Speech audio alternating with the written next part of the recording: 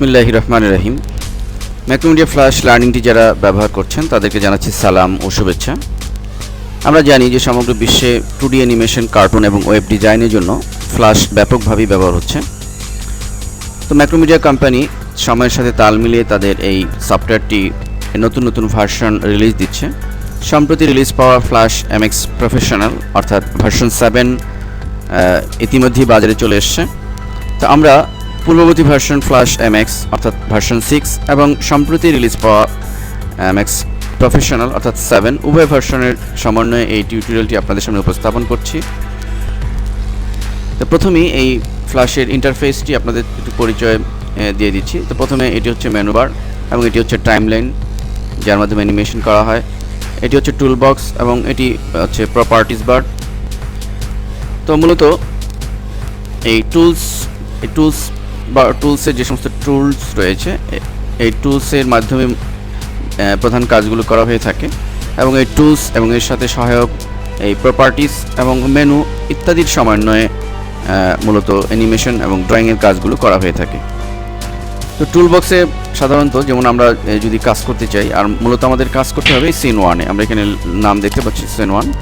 তো আমরা যদি একটি একটা সার্কেল ড্র করতে চাই তাহলে এখানে এই সার্কেলটি সিলেক্ট করে ক্লিক করে আমরা যে স্টেজে ড্র করি লক্ষ্য করুন যে একটি সার্কেল ক্রিয়েট হয়েছে এবং এটিকে সিলেক্ট করার জন্য আমরা এই যে অ্যারো টুলটি রয়েছে এটির মাধ্যমে আমরা সিলেক্ট করতে পারবো।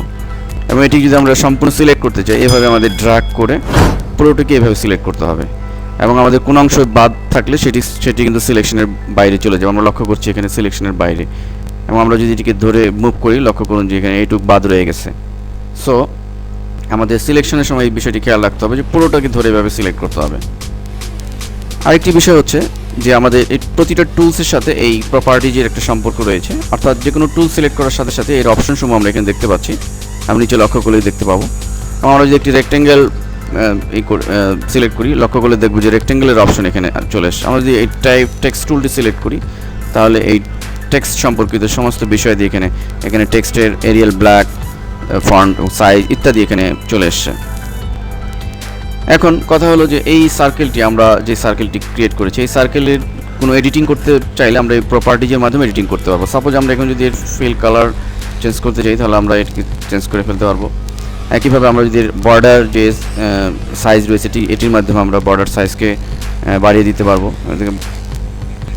দেখুন এটি আমরা বাড়িয়ে দিলাম এবং এটি স্টাইল আমরা চেঞ্জ করতে পারি এর মাধ্যমে। আমরা লক্ষ্য করছি যে এটি স্টাইলও চেঞ্জ হয়েছে।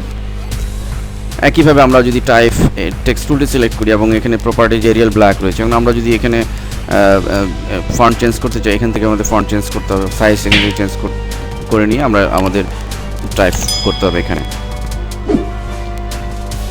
আরেকটি বিষয় হচ্ছে যে আমাদের অর্থাৎ মোট কথা এই প্রতিটা টুলের সাথে এই প্রপার্টিজের একটা সম্পর্ক রয়েছে। যে টুলটি আমরা সিলেক্ট করব সেই টুলের প্রপার্টিজ এবং অপশন সময় এখানে আমরা দেখতে পাবো, যার মাধ্যমে আমরা এটিকে চেঞ্জ করতে পারবো, এডিটিং করতে পারবো।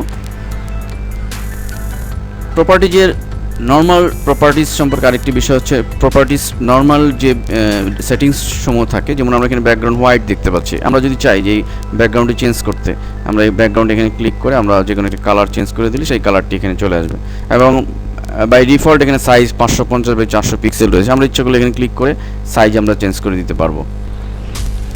আমাদের এই প্রপার্টিজ, এই মুভির যে প্রপার্টিজ আমরা এই প্রপার্টিজের মাধ্যমে এটি চেঞ্জ করে নিতে পারবো। এভাবে আমরা এই টুলসের বিভিন্ন টুলস এবং এই প্রপার্টিজের সমন্বয়ে আমাদের ফ্ল্যাশের কাজগুলো আমাদের করতে হবে। আমরা পরবর্তীতে বিভিন্ন প্রজেক্ট আকারে এই টুলস প্রপার্টিজের বিভিন্ন কাজ আমরা বিস্তারিত আলোচনা করেছি। আশা করি আপনারা প্রতিটি প্রজেক্ট পর্যায়ক্রমে অনুশীলন করবেন, তবে আপনারা কাঙ্ক্ষিত ফলাফল পাবেন আশা করি।